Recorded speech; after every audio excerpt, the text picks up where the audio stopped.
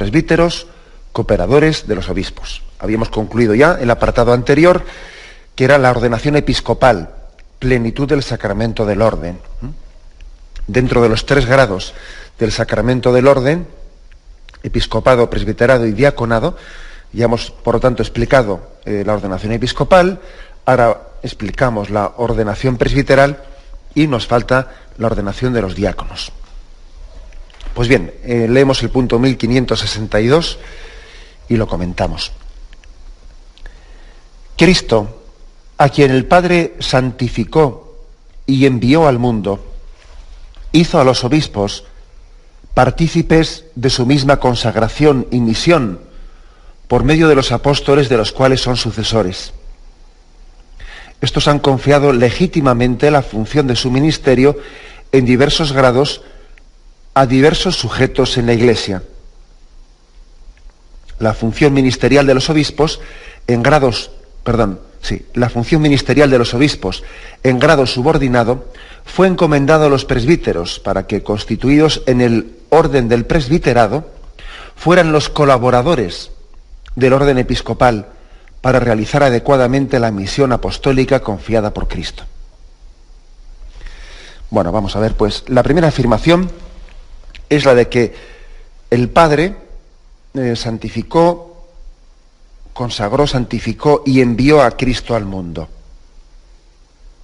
O sea, es decir, para entender qué es el presbiterado, nos remitimos al episcopado. Y para entender qué es el episcopado, nos remitimos a los apóstoles. Y para remitir qué son los apóstoles, nos remitimos a Jesucristo y a lo que el Padre hizo con Jesucristo. Porque lo que es la Iglesia, tuvimos ocasión de explicarlo en su momento, lo que es la Iglesia no se entiende sino como una prolongación de la misión del Padre que envía al Hijo. El Padre envía al Hijo. Y como prolongación de esa misión que ha tenido lugar pues desde toda la eternidad en el seno de la Trinidad, pues luego el Hijo envía a los apóstoles. Ese envío de los apóstoles es una prolongación de lo que el Padre hizo con él. Bueno, explicamos esto, ¿no? Dice que el Padre consagró, santificó y envió a su Hijo. Hay que explicar esto, porque claro, recuerdo que no hace mucho un oyente llamaba y hacía una pregunta, pero ¿cómo va un texto en el Evangelio de San Juan, ¿no?, que dice, el Padre es más que yo? Claro, si el Padre es más que yo, entonces ¿Jesucristo no es Dios como el Padre o qué? Claro, la pregunta era interesante. Y ahora también algún oyente podría hacer más o menos una pregunta similar. Si dice aquí que el Padre santificó, consagró, santificó y envió a su Hijo, entonces ¿qué pasa? Que el Hijo si tiene que ser santificado, si tiene que ser consagrado, no es Dios. Bueno, esa pregunta es interesante hacerla porque evidentemente la respuesta tiene que ser la siguiente, ¿no? El Hijo, en cuanto Dios, en cuanto su naturaleza divina, que desde toda la eternidad el Hijo pues ha tenido la misma naturaleza que el Padre, pues evidentemente no necesita ser consagrado, no necesita ser santificado. Desde toda la eternidad, el Hijo, el Verbo, la segunda persona de la Santísima Trinidad, pues desde toda la eternidad está consagrado en unión con el Padre, ¿no? Pero claro, aquí nos estamos refiriendo al Hijo en cuanto que ha asumido la naturaleza humana. Y en cuanto que esta condición humana, que de por sí es una condición humana limitada, porque también la humanidad de Jesucristo, como toda humanidad, es limitada. Limitada y es mortal por naturaleza. La prueba es que Jesús probó la muerte, ¿no? Pues lo impresionante es que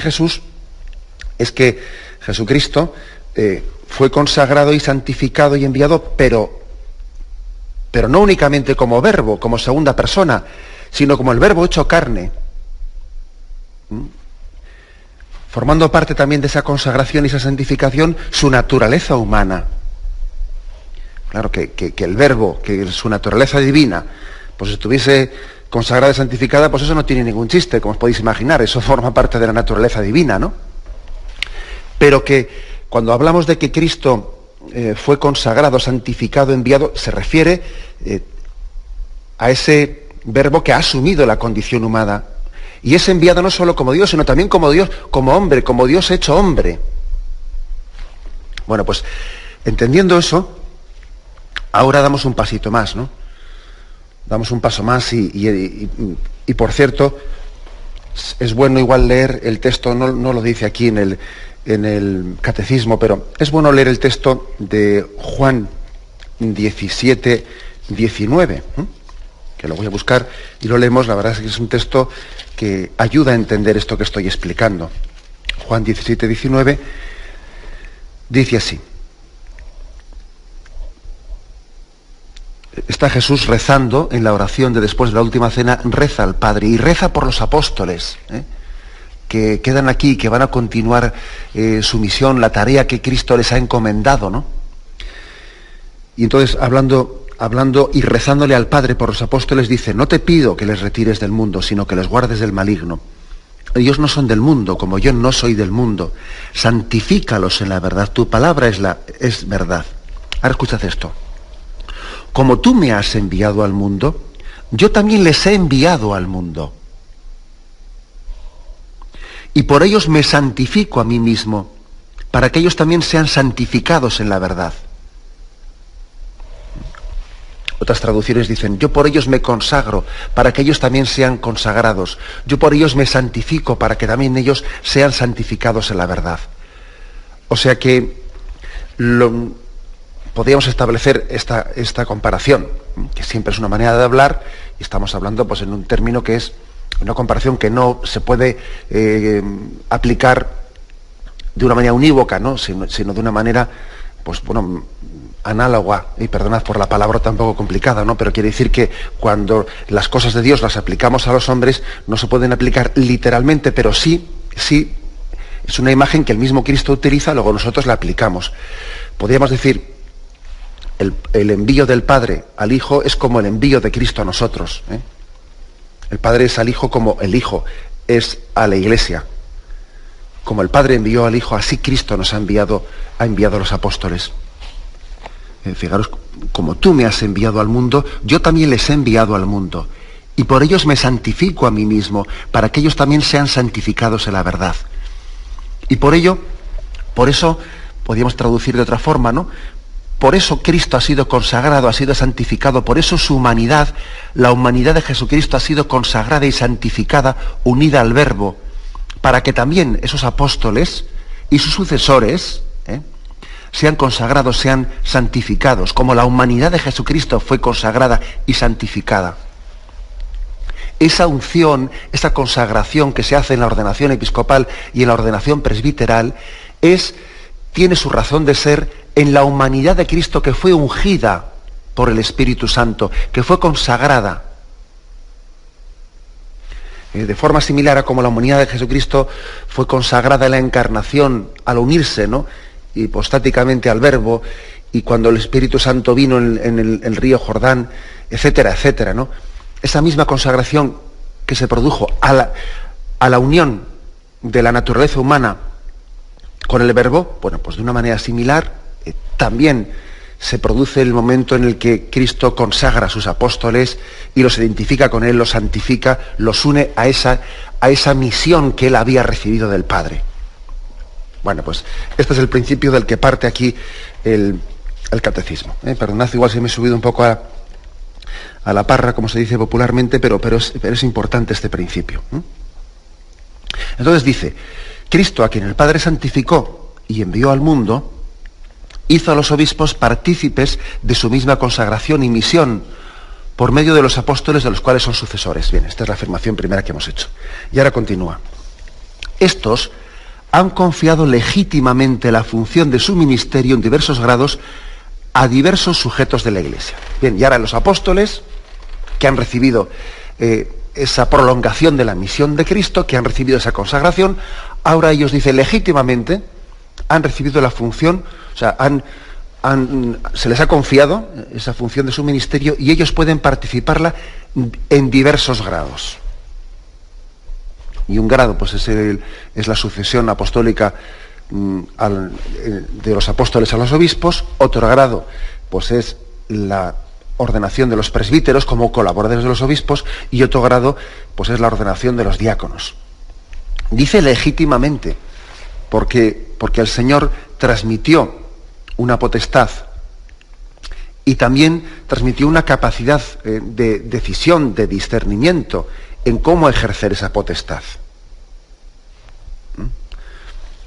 Si uno lee los evangelios, pues digamos que allí no se ve claramente que Jesús dijese, bueno, y os doy esta potestad, id y perdonad los pecados, id y tal, bueno, y esto vamos a hacerlo en 3 grados distintos, Pues el grado del episcopado, el presbiterado, el diaconado. No, eso no está en el Evangelio, en las palabras de Jesús, así distinguido, los 3 grados y la doble participación en el sacerdocio de Cristo. No, eso no está ahí distinguido, ¿no? Pero sin embargo, dice aquí, legítimamente, Él puso en manos de los apóstoles pues las cosas santas, y también ellos, bajo la luz del Espíritu Santo, hicieron ese discernimiento de alguna manera, de llevar adelante ese ministerio en diversos grados, de confiarlo en diversos grados para el ejercicio dentro de la Iglesia. Luego, eso de que el presbiterado pues es un segundo grado en el ejercicio o en la potestad del sumo sacerdocio de Jesucristo, y que los diáconos son servidores, ¿no?, pues de los presbíteros y de los apóstoles.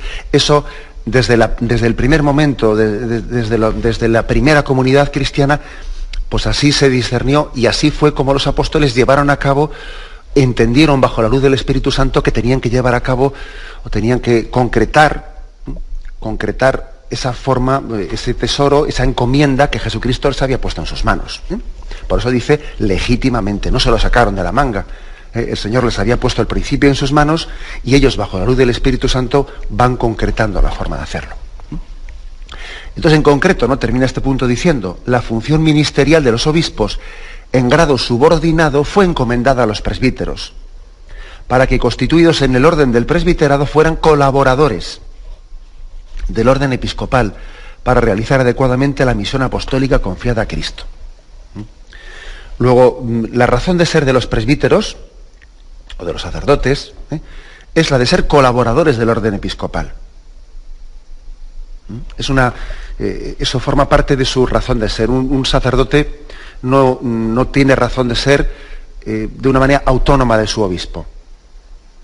Un sacerdote que actúe, ¿no?, o que pretenda entender su ministerio sacerdotal al margen de su obispo, pues es una aberración, porque teológicamente él ha recibido el sacramento del sacerdocio como colaborador del obispo, así se le ha claramente encomendado. Él está no para actuar al margen del obispo, no digo ya en contra de él, que sería una aberración mayor todavía, no en contra del obispo.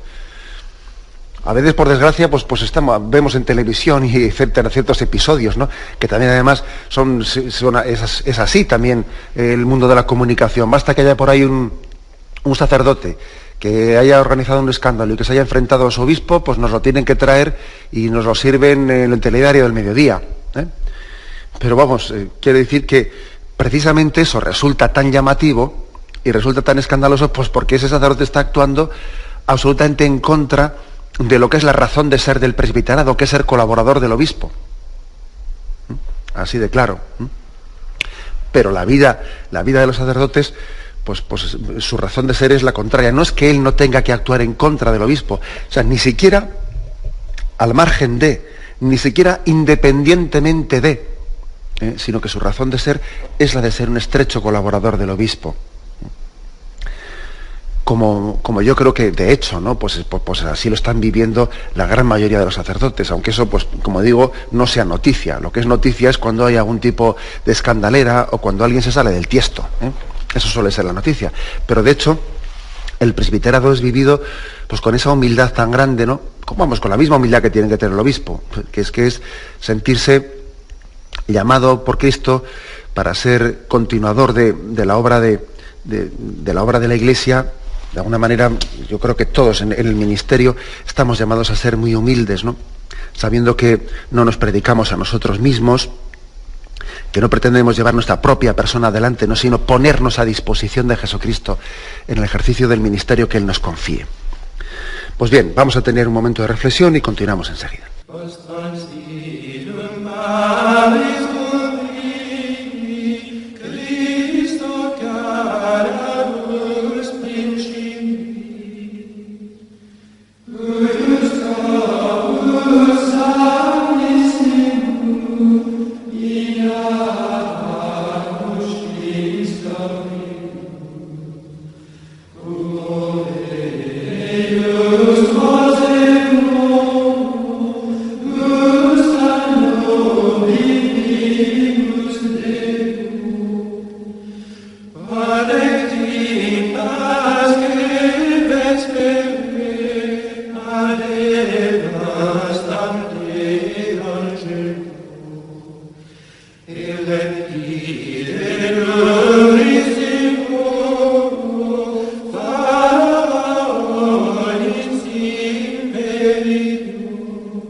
Y bien, dentro de este apartado que hoy estamos explicando, la ordenación de los presbíteros cooperadores de los obispos, comentamos el siguiente punto del catecismo, el 1563, que dice así: el ministerio de los presbíteros, por estar unido al orden episcopal, participa de la autoridad con la que el propio Cristo construye, santifica y gobierna su cuerpo.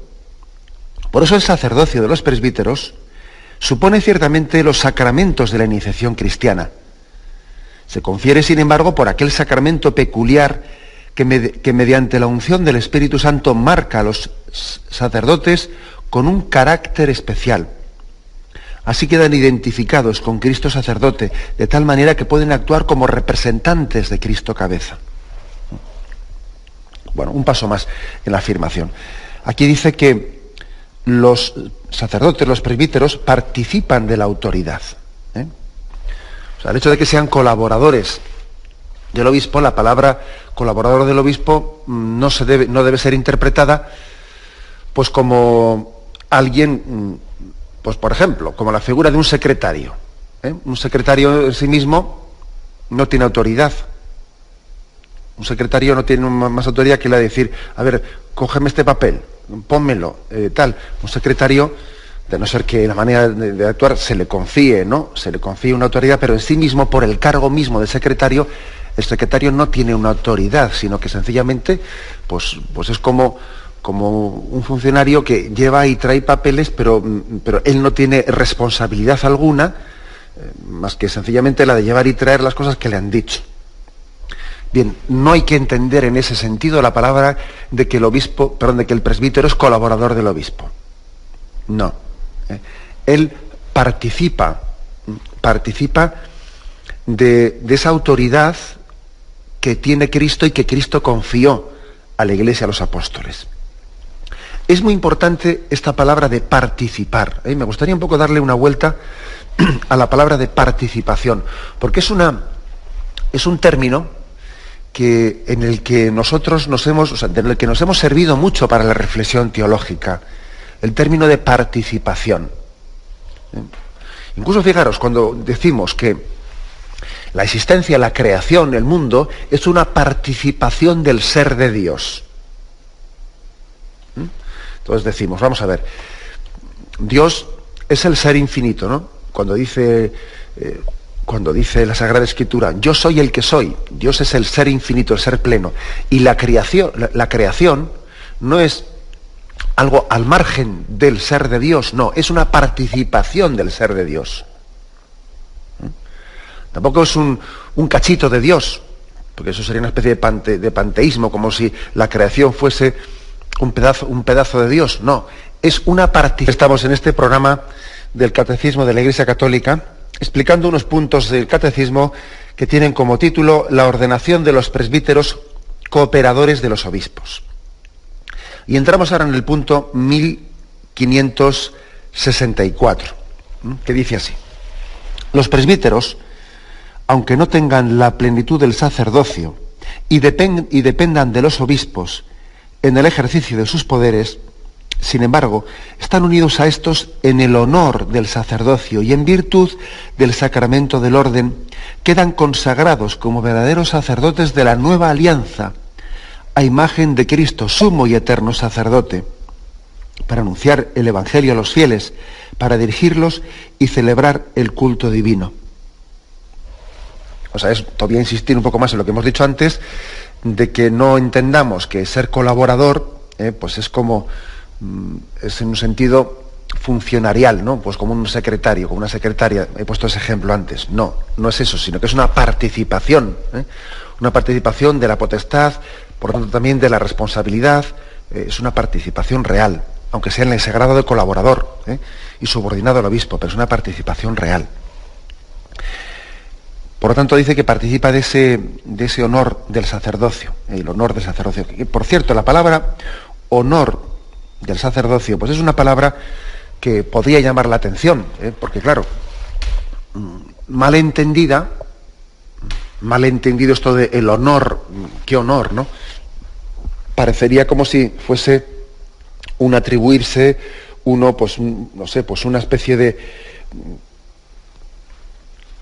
pues un querer arrogarse o robarle al Señor la gloria, y atribuirse indebidamente una gloria personal. Nada más lejos, como os podéis imaginar, que el del espíritu evangélico. Cuando hablamos del honor del sacerdocio, pues lógicamente hay que purificarlo, ¿no? de falsas concepciones que se le ha podido ir añadiendo a este término.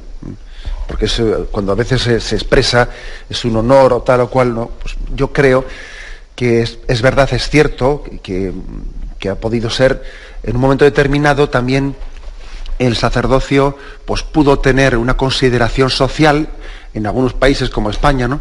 Pues una consideración social muy alta que podía correr el peligro de que uno sintiese un cierto orgullo, etcétera, también no solamente por lo que es el sacerdocio, sino por la consideración social, ¿no?, de la que el sacerdocio estaba rodeada. Y bueno, pues en el momento presente, el hecho de que nuestra sociedad se haya secularizado y que muchas veces, pues en el momento presente, pues el que alguien tenga una vocación sacerdotal, etcétera, pues igual no sea objeto de estima o de valoración por parte de la sociedad, sino incluso de algún comentario irónico, pues nos hace entender más la palabra honor en el sentido original, ¿no? En el sentido original, que es decir, es para mí un honor inmerecido, el que Cristo me llame y me asocie, ¿no? Siendo así que yo no soy digno. O sea, entendamos el honor bajo este otro sentido, y no bajo el riesgo de valorar los dones de Dios por los aplausos de los hombres. Los dones de Dios no suelen ser proporcionales a los aplausos y a los reconocimientos humanos. No son proporcionales. El mundo puede aplaudir las cosas santas o las puede a veces abuchear. Luego la palabra honor, el honor del sacerdocio, no tenemos que aplicarla o explicarla desde el reconocimiento social que el sacerdocio obtenga en su alrededor. Pues no. Incluso el hecho de que haya personas que hayan llevado adelante su vocación, pues en contra de el entorno familiar, que está en contra de un ambiente secularizado en el que igual un joven en el instituto ha tenido que abrirse paso, frente a una especie de ridiculización colectiva, etcétera, etcétera. Pues todo eso, como os podéis imaginar, le ha purificado mucho a esa persona, le ha curtido, ¿no?, para entender qué es eso del honor del sacerdocio, ¿no? El honor del sacerdocio está en el interior, está en la gracia inmerecida de poder participar de Cristo, de ese Cristo que es buen pastor de su pueblo, y no está en los aplausos de los hombres, ¿no? A veces también los aplausos de los que nos rodean nos pueden hacer bien o nos pueden hacer mal, Por eso también hay que tener mucho cuidado de ayudar a los sacerdotes Pero, vamos, tampoco yo creo que una forma de ayudar a los sacerdotes sea la de fomentar la vanagloria, ¿no? O sea, hay que tener cuidado con esa especie bueno, pues sí, hay que ayudar a los sacerdotes, es muy importante que ellos se den cuenta que nosotros valoramos mucho el don tan grande que Cristo, ¿no?, ha puesto en sus manos. Eso es muy importante. También un sacerdote, una de las formas que él tiene también de crecer en el ministerio es ver cómo los fieles acuden a él, que tienen hambre de Dios y valoran en él, no a Juanito o a Jaime, no, valoran en él el ser sacerdote de Jesucristo, ¿no? Eso es importante, ¿no?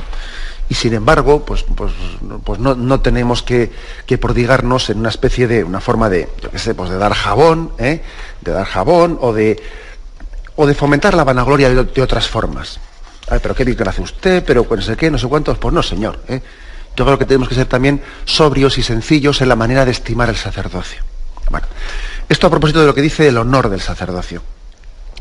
Y dice cómo los sacerdotes, los presbíteros, pues son verdaderos, ¿no? Que he dicho que no son secretarias, que no son secretarios, que son verdaderos copartícipes, partícipes de ese ministerio de Cristo, sumo y eterno sacerdote, que está llamado pues a predicar, a santificar y a gobernar a la Iglesia. Y se nos remite aquí a algunos textos de la carta a los Hebreos.